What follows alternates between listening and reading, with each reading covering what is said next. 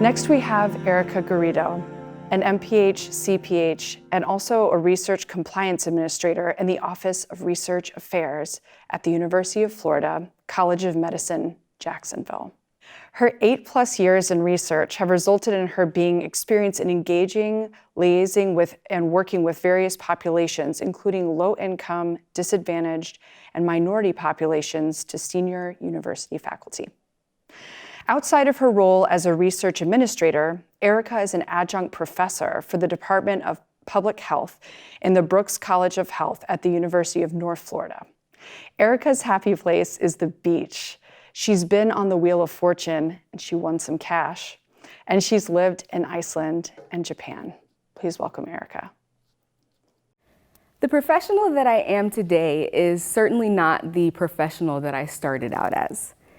Now, it doesn't mean that I didn't know how to be a professional or had the wrong type of demeanor. I just didn't have the best or highest esteem in myself. And my confidence has raised over the years despite the occasional flare-up. But one of the things that I noticed about being Black and intelligent and Hispanic in my case is that it tends to cause other people to become uncomfortable. It causes them to question me, or it causes them to question what's going on. One instance, well before I became a researcher, was my senior year in high school. This experience happened when it was time to do the class rankings for graduation. I had 2 classmates that just knew that they had it in the bag. Despite how the chips were going to fall, they were going to be number 1 and number 2, and nobody else was going to have that opportunity or that chance. There's no way that me, as my female classmate ranked me as teacher's pet, there's no way that I could have been in the running to become co-valedictorian of this graduating class. But I, unbeknownst to many, was actually in the running to become valedictorian or salutatorian. I could sense the disappointment in her voice. There was some condescension with the congratulations. There was just no way that I, a daughter of a single parent, a single Black woman, could have been in the running. It was only down to the difference of 1/1000th of a point.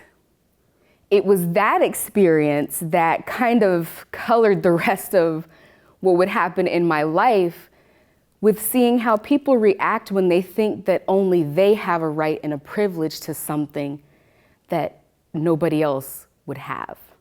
My first official grown-up job after college wasn't much different.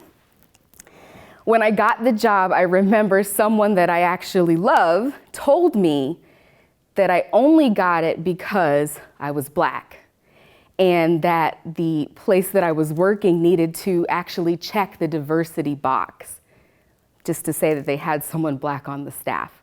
Being the only Black person in the lab, I noticed that my coworkers, who were all white, weren't exactly the friendliest. When I started, there were many times when they would go and eat lunch in a separate room and wouldn't invite me or try to talk to me.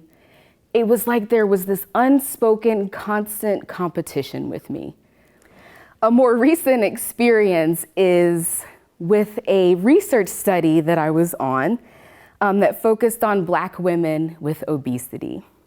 I was waiting behind for one of the groups to come and drop off some patient materials to the office.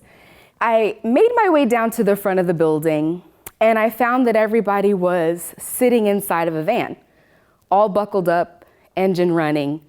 And I happened to look down and I see the box of materials that I was supposed to pick up, just sitting in the middle of the sidewalk. I proceeded to pick up the box, but a gentleman that came out of the building behind me, he helped me. But the staff member who was supposed to help me instead just yelled out of the side of the open van door, "Oh, it's not that heavy."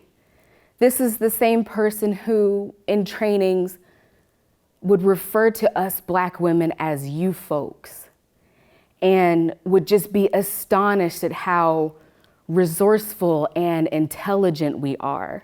I was incredibly upset that someone who was my equal didn't treat me as such. Now, these are just some of the examples of what has happened in my life that have been continual reinforcements of being seen as or treated as lesser than. I was told so many different things, and I've suffered at the words of so many different people, and for years have just tucked it away and tucked it away and tucked it away. But those words don't define me, not at all. In no way, shape, or form is it right for anyone to categorize us and put us in a box because we don't fit what they see as the best and brightest in their description.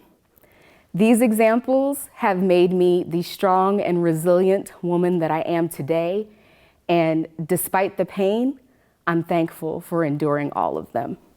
Thank you.